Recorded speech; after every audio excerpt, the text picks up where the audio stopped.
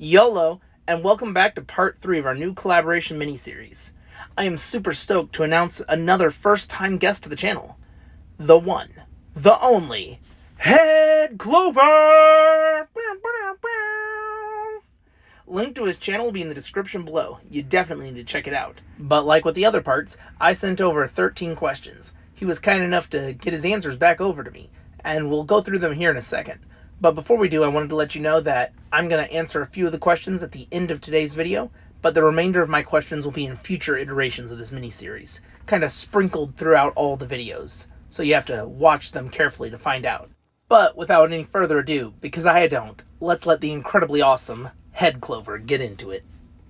For anybody that doesn't know me, my name is Headclover. I do a little bit of life advice, COD gaming. So if that's what you're into, go ahead and check my channel out on YouTube at Headclover. Now let's get straight into these questions. Question 1. It is estimated that most men have less than 5 friends, and out of that, only 2 are close friends. From what you see in your daily life, do you believe that to be true? For my personal experience, I do believe that to be true. I feel like out of every male friend group, there is only 2, maybe 1 to 2 that we really like connect with. So yes, I do agree with that. Question 2. What do you think is more important, quality or quantity of friends when it comes to men's mental health? So when it comes to men's mental health, I think the quality of the friends that you have matters the most, not really the quantity, because if you have a lot of friends and you cannot relate to any of them, then how are you going to get some different viewpoints of how to solve some of the problems that you're going through? Having a lot of friends doesn't mean it solves your problems. What really solves your problems is having good friends around you that are going to help you get through the tough times and help you figure out solutions. Question 3. Many men feel disconnected and lonely nowadays. Without a sense of purpose or community, do you think online friends count as real friends for combating this, or does only IRL friends count? This is a really good one, because I've met a lot of online friends through Xbox, through gaming, through this YouTube stuff, and I met a lot of great guys who've given me really good advice over the years. I feel like they've given me better advice than any person that I know in real life at some time. Not all the time, but at some point. But I feel like as long as you have a great connection, I don't think it matters whether it's in person or on the internet. That's the whole point of the internet, is just kind of being able to connect with people all over the place. Question 4. How many friends do you have, and at what part does a friend cross over into becoming a brother? From my experience, a friend crosses over into becoming a brother when they endure the struggle with you. You know what I'm saying? You guys are glued together. Obviously, you bring them around the family gets to know them. They know your parents, their parents. You guys know that you guys would do anything for each other. That's when you know that a friend has become your brother, has become a family member. And question 5. What's your longest friendship and why has it lasted so long? Just because of history or shared interest and goals? My longest friendship, I think now it's been over like 10 years. And I feel like it's lasted so long just because like we pretty much stayed the same. It's never been different towards each other. We've never been weird to each other or anything like that. I think we just, we've had a bond, and we kind of just grow stronger every year, and we kind of just, we have conversations here and there. And if I were to not talk to this person for like 5 months straight and then randomly we ran into each other, like it'd be like that 5 months never happened. Question 6. As we grow older and time passes, friendships will fade. What are some signs to look out for to know that a friendship will stand the test of time? This one's a pretty easy one. I would just say consistency. As long as you guys are keeping each other in the loop and not completely in the dark, from here and then, check up on each other. That's pretty much how you know where you guys stand and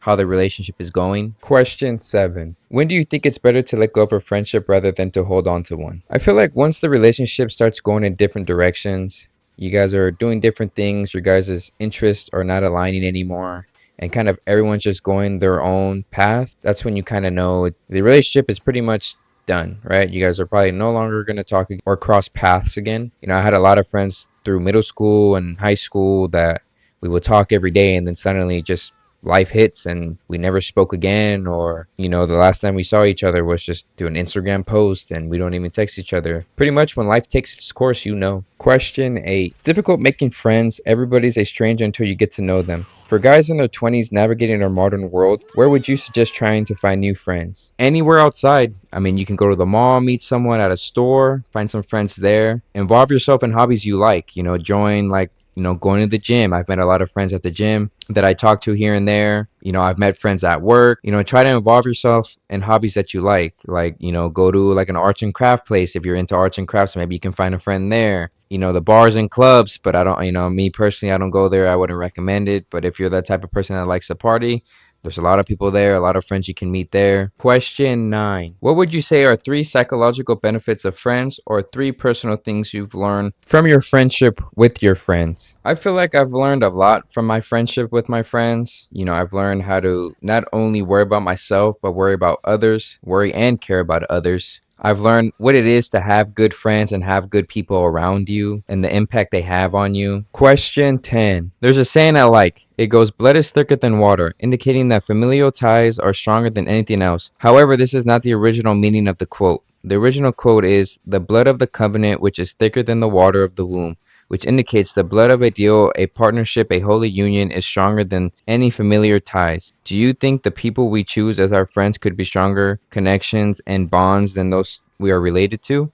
Yes, I feel like people who think family should be put on a pedestal are kind of wrong. I feel like a lot of family members, well, at least for me, I feel like a lot of family members they're definitely entitled. They feel like they're owed a lot just because we're family. I've met a lot of friends that have done more for me than my actual family has, and that says a lot. And this is going for people that have asked me for stuff. Had friends never asked me for anything, done favors for me with nothing in return. Where if I were to ask a family member, they would want something in return to do me a favor, depending if I'm at, my lowest or something like that. So I definitely believe that certain friends and really good friends that you have could have a better connection than any family members or certain family members that you have in your own family. Question 11. They say we are the sum of the 5 people we hang out with the most. Based off of that, would you say that your friends are the kind of people you would want to be in 10 to 15 years from now? Yes, 100%, because I know all my friends are going to be great, and I wouldn't surround myself with people who I knew weren't going to do something with their life or,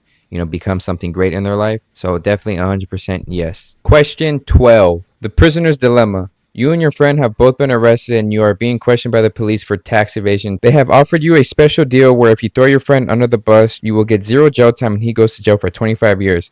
If he throws you under the bus, you will be thrown in jail for 25 years. If neither of you throws each other on the bus, you guys both escape scot-free. However, if you both try to throw each other under the bus, you both get life without parole. Based on the scenario and your knowledge of your friends, who would you pick to be in this with you, and would you guys both get out? I'm not gonna lie, there's a lot of friends I can pick that I know we would both get off scot-free. So honestly, any of those friends I would just pick, because I know I would never tell, and I know they would never tell, and we're pretty much good unless they got hardcore evidence against us that we did. We're not going down. We are on the last question, question 13. If you had to give some advice to guys who are struggling in their late teens to early 20s and looking for a sense of purpose and brotherhood, what would you say? The first thing I would say is you always have options. Don't let anybody ever tell you you don't have any options. If you have plans and goals, complete those plans and goals. Don't ever let anybody tell you that you can't do anything. And surround yourself in spaces where your interests and hobbies align. That way you can find other people that think just like you and meet great people and good friends through that.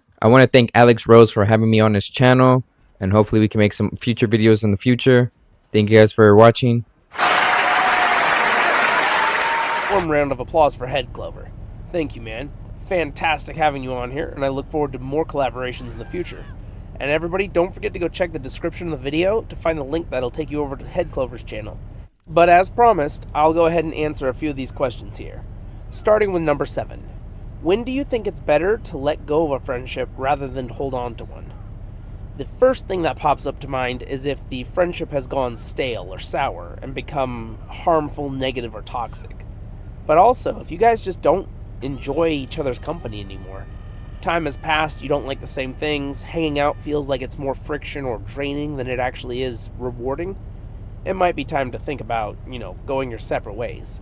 There doesn't have to be bad blood to just say, hey, you do you, I do me, and never shall the twain meet. Number 8. It's difficult making friends. Everybody's a stranger until you get to know them. For guys in their 20s navigating our modern world, where would you suggest trying to find new friends? Well, you have a lot of options. And I know people in the series have already covered sports, rec teams, actual classes that you could take, so I'm going to ignore those and go for something a little bit different. My suggestion would be either a part-time job or volunteer work at a place that is your preferred hobby. For example, if you really like golf, Get a part-time job working at one of those golf ranges. Then you'll start to see who the regular customers are, if they're any good at golf, and you'll be able to eavesdrop in on their conversations and find out if they're the kind of people you would even want to invest the time in getting to know. Or volunteer work. When you do volunteer work, you can meet people from all walks of life, and you get a very wide variety of people who are all in the same similar area. So say soup kitchen. You're doing the soup kitchen and everyone else who's in there is doing it as well. They might be there for a community service because they were up to some shenanigans. Or they might be there as part of a church program.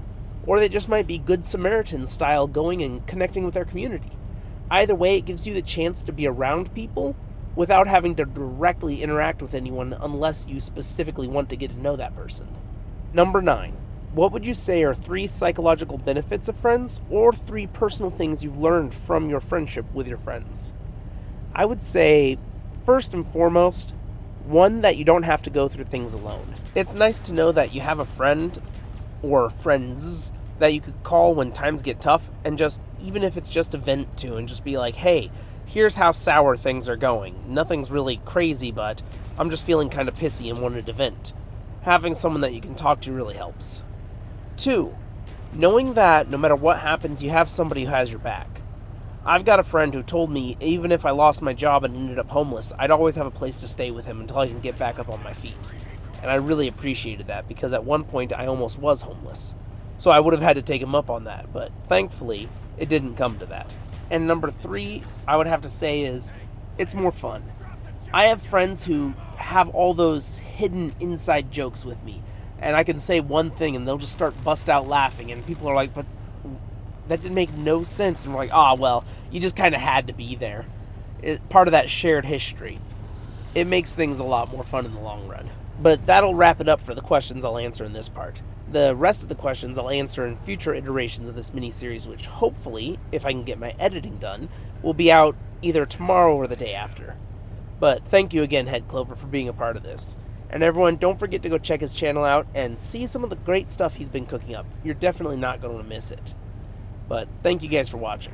Don't forget to like, comment, and subscribe, and I'll catch you on the flip side.